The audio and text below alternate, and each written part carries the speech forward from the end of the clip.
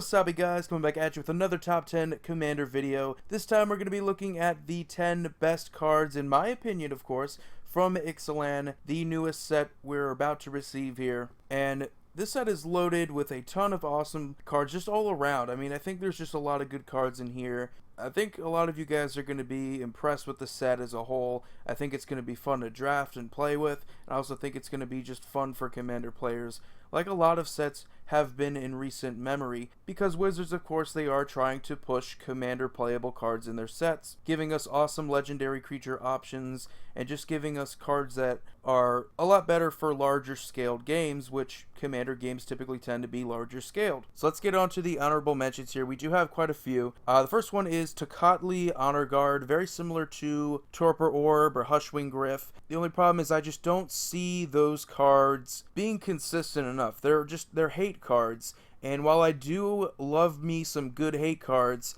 you can't always go with them when it comes to choosing your Commander playable cards. They're fun for specific decks, like say Grand Arbiter Augustine, where you can just hate on all different players for different reasons, and this is most certainly yet another card to throw in a deck like that, where you're just playing oppressive stacks builds, resource denial, things like that. Then we have Jollies Sunwing, which all your opponent's creatures enter the battlefield tapped, which is really good in specific decks that can take advantage of that, using something like a Stasis just to keep things tapped down, or something like a Static Orb as well. Other than that though, very limited playability in Commander. They have Hostage Taker, which you could draw a comparison to, say, something like an Evil Twin when it comes to creatures, or Phyrexian Metamorph. We already have options that can copy creatures. We have options that can mind control creatures away. We have a ton of different things that can do this type of ability already. It's a little bit like overkill. It's a little bit of excess. Not a terrible card. If you're on a budget, I don't see it being that big of a budget breaker. I don't see it being too expensive. Maybe in Standard it might be expensive because of any sort of pirate build that might gain popularity, which I highly doubt it. Pirates don't seem to be that strong. I mean, who knows? They have Axis of Mortality. I always like sort of anytime you're able to make the game more political and change the tone of the game based off of, changing life totals. That's pretty interesting. And we had cards like Tree of Perdition that do a similar thing where you can drastically change life totals. That's awesome. But to me, it just doesn't really do much else. You can always bargain with your opponents and say, don't attack me because I'm just going to switch life totals anyway, or something like that. But unless you can take advantage of something like this, use something like a Wound Reflection to really kill your opponents off, I just don't really see there being much of a utility purpose for a card like this, even in most life gain decks. I mean, this doesn't really matter all that much. Then we have Braska Relic Seeker, one of the newer planeswalkers and quite possibly the best planeswalker in the whole set. The other ones are kind of more standard playable. To me, her minus is where it's at. I always love it when you can have sort of all these different removal options on a minus. You can deal with certain permanents beyond just creatures. That's always good. The immediate downside though is because her minus is so good, her plus seems rather weak and sort of limited to standard. And I think that her ult is really just going to be standard, because I don't see any scenario in Commander where you're going to be able to just plus and only get 2/2 pirate tokens and really be able to defend Vraska long enough for like 3 straight turns to where you can alter. Realistically, I just don't see that happening. Now, of course, any planeswalker you throw into something like an Atraxa deck where you can just ult your planeswalker super easy is going to be good. I don't judge my planeswalkers based off of their ults. I base them off of their pluses and their minuses, and realistically, how consistent are they going to be? And when her minus really isn't any different than the original Vraska's minus, it's hard for me to really differentiate and say that she's much better. I wouldn't say she's worse than the old Vraska, but the old Vraska was really just useful for her minus too. And the last one is Verdant's Son's Avatar. Really, the only spot I see this in is probably going to be in a Tristani deck, where you can get a ton of creatures out, a ton of creatures with large toughness, and gain a bunch of life in a deck that you're already gaining a bunch of life in, so it's easy to take advantage of that. Other than that though, in green, there's usually not a whole lot of a reason to gain a bunch of life. Limited playability. Obviously, if you can make the Dinosaur Tribal deck in Commander work, it's probably going to be an auto-include in there. But aside from that, limited in other decks where you just have much better green creatures to choose from. I don't really see it being played in something like Animar, but who knows. Now on to the actual list. Number 10 is Vanquishers Banner. It is 5 mana, so it is a little bit costly. It does give an anthem to your creatures that have the creature type, so that is good. If you want to throw this into the new Vampire deck, where you can get a ton of 1/1 tokens, that's awesome. Anthems are always good with vampires now. And whenever you cast a creature of that type, you get to draw a card. So that's super good in something like, say, Wizards, where you're already drawing a ton of cards, and drawing more cards is never a bad thing. But anytime you can draw cards, it's super useful in decks that don't have the card draw as well. Number 9 is Herald of Secret Streams. Auto-include in something like Azuri Claw of Progress, where you're just putting +1/+1 counters on creatures anyway, making them unblockable. Makes it easier to kill someone with something like Infect. Even throwing it into something like Animar, where Animar gets a ton of +1/+1 counters, making him unblockable, that's always a good time. And even in something like, say, Marchesa the Black Rose, all your creatures are likely going to have +1/+1 counters on them at some point. Why not be able to swing with them uncontested? Number 8 is Sunbirds Invocation. Whenever you cast a spell, you get to look at the top X cards of your library, where X is that spell's converted mana cost, and you get to cast another spell out of those top X cards where the converted mana cost of that spell is X or less. It's very good in decks like Storm, where the whole point is just to get as many cast triggers as possible until you hit something like an Aetherflux Reservoir or a Grape Shot or similar ways of winning, or Mind's Desires. But definitely love this card. I love Chaos Red decks so much, and I think this is also an option for those decks too. I don't think I've heard anyone talk about this card yet for Commander playability, but I definitely think it's a powerful card. If you watched a video of mine before, you know that I love Possibility Storm. While this isn't Possibility Storm, it's definitely an awesome red enchantment.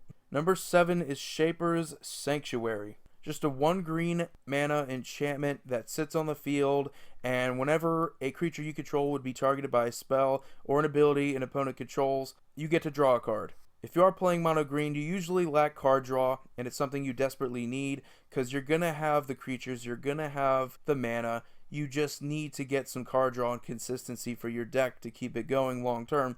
And this is a card that protects your creatures by dissuading your opponents from targeting them. I think it could definitely be that bit of extra protection. While I don't see it as something to help give you card draw, I think it's definitely going to be a deterrent for your opponents. Keeping that in mind, though, it is still something that your opponents can still deal with your creatures. It doesn't stop them from doing that. It just gives you card draw. So your opponents really have to weigh the option of letting you draw cards or letting you keep just powerful creatures.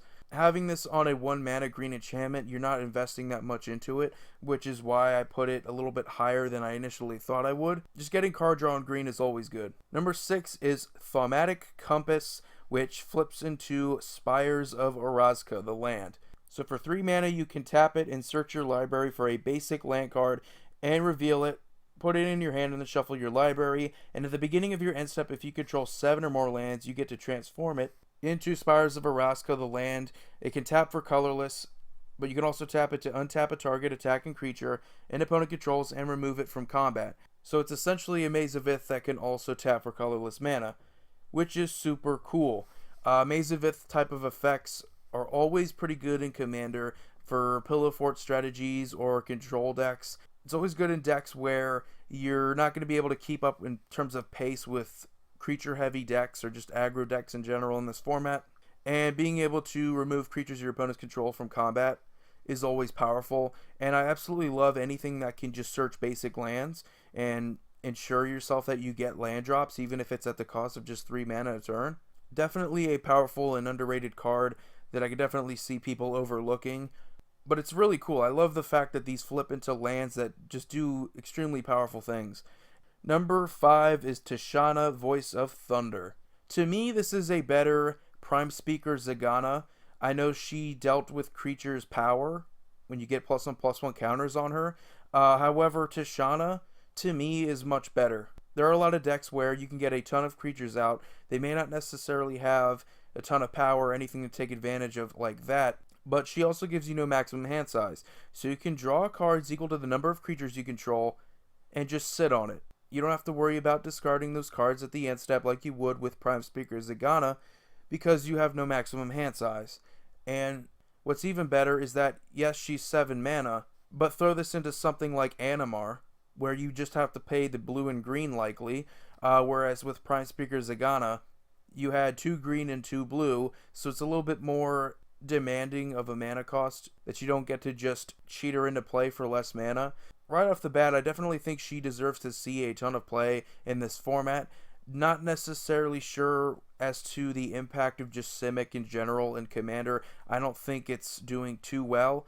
I think usually Sultai does pretty well, but I don't know if a lot of Sultai heavy decks are going to consider her. Maybe Mimeoplasm, but definitely when it comes to creature decks, I mean, look for this in Animar. Definitely necessary card draw for that deck. Number 4 is Gishath Sun's Avatar. Absolute just beast of a creature. Awesome Naya legendary. Is 8 mana, but once you get him out there, he's Vigilance, Trample, and Haste. So pretty much just embodies just Naya based creatures right there. Is a 7/6. It's likely going to connect, likely going to deal some damage with the Trample, and you get to look at the top of your deck, those cards equal to the total amount of damage that you deal with them, and put any total number of dinosaurs from your deck onto the battlefield. And the good thing about it too is that I don't really feel like it has to be an overcomplicated strategy. If you like dinosaurs, just throw a bunch of somewhat decent dinosaurs into the deck. I feel like there's going to be a ton of dinosaurs that are just sort of average and limited playable at best. But again, I mean, the deck isn't overcomplicated. You're not looking for any overcomplicated interactions. Just get out good dinosaurs, and that's what you want to do. Number 3 is Spell Swindle. Are you upset with the fact that Mana Drain is super expensive, almost a $200 card? Well, have no fear, because Spell Swindle is here. A 5 mana blue instant, yes, but when you counter a spell, you get X treasure tokens onto the battlefield equal to that spell's converted mana cost that you countered. So in a way, it's essentially a Mana Drain, but for 5 mana instead of 2, so there is a difference, but there is also an upside. You get that mana in the form of the treasure tokens. You don't just get it during your next pre-combat main phase like with Mana Drain. You get those tokens and they're permanently there. They don't go away unless your opponents remove them or unless you want to remove them yourself. But they sacrifice to add 1 mana of any color to your mana pool, so it's even better because Mana Drain just gives you colorless mana. So if you absolutely love combo decks, so you love decks that can go off in a single turn, this is the type of card for you, and especially if you can't afford a Mana Drain. Mana Drain's preferable because it's only 2 blue mana, but honestly, in Commander where games can last a long time, we're not talking about Vintage here, we're talking about Commander, where you can afford to pay 5 mana for an instant that gives you this awesomeness in return. Super powerful card, absolutely love it. Number 2 is Revel in Riches. Now, I know a lot of you are probably surprised to see this card on this list, and especially at the number 2 spot, but let me tell you something. Alternative win cons are the shit in Commander. Now, I'm not saying this card's going to be on par with cards like Mikaeus Unhallowed and Triskelion, those types of combos that you can just use something like a Tooth and Nail to get. It's not something that you just do and you win. There's so many 1-card wins, there's so many 2-card wins that are just so powerful in this format. But Revel in the Riches is just an enchantment that sits on the field. At the beginning of your upkeep, if you have accumulated 10 or more treasures, you win the game. So all you really have to do, kill 10 of your opponent's creatures. That way you get 10 treasures, and during your upkeep, if you have those 10 treasures, you win the game. So to me, it's a fair win con. It allows your opponents to stop it because you have to wait till your next upkeep. It's an easy way to win the game if your opponents aren't able to deal with it, but it's not unfair to say like something like a Mind Over Matter where, and if you have the conditions met right away, you could just win the game by tapping and untapping a creature that can draw you a card and just go off that way. With Revel in Riches, it's a way to win the game. It's an alternative win con. It's a 5 mana enchantment, so it's not like you can just do this super early in the game and just get away with it. It's likely going to be a mid-game threat, late-game threat, and then you board wipe and hopefully you have enough treasures to win the game. Do I think it's going to be consistent enough? No, but I think it's an interesting way to win the game. I really do. And I think control decks are going to at least consider it. Number 1 should be no surprise to any of you who are upset about the reserve list. Growing Rights of Itlimoc that flips into Itlimoc Cradle of the Sun. Now when Growing Rights 3 mana enchantment enters the battlefield, you get to look at the top 4 cards of your library and you get to choose a creature card from those 4 and put it into your hand and put the rest onto your bottom of your library. And when it flips into Itlimoc, you need to have at least 4 creatures in order to do that. And once it does, though, you basically get a Gaia's Cradle, which is why I mentioned the whole reserve list thing. So obviously, that's the main comparison here. And mana in this excess should be no surprise as to why it got it to the number 1 spot on my list. Commander's all about big creatures. It's all about pleasing the Timmy players. You want to play big spells. You want to play big cards. You want to just generate as much mana as possible. And this is definitely the type of card needed to do it. And obviously, you don't want to spend hundreds of dollars to get yourself Gaia's Cradles. You don't want to do anything like that. And you shouldn't have to. I mean, you want to get a cheaper card that's going to serve a similar purpose. And it's honestly, in Commander, it could be more versatile. Getting the enchantment out first, getting to look at the top 4, and getting another creature out of the top 4, that's pretty good value right there. So eventually, it shouldn't be difficult to flip it, but once you do get a Gaia's Cradle, which is why it's super powerful, and that's why it's number 1 on this list. So anyway, guys, that's going to do it for the 10 best cards from Ixalan in the Commander format. Let me know what you think about the set. Let me know what you think about my list. Feel free to leave any suggestions or feedback. I am open to it all, guys. Anyway, you have a wonderful day. Void here signing off.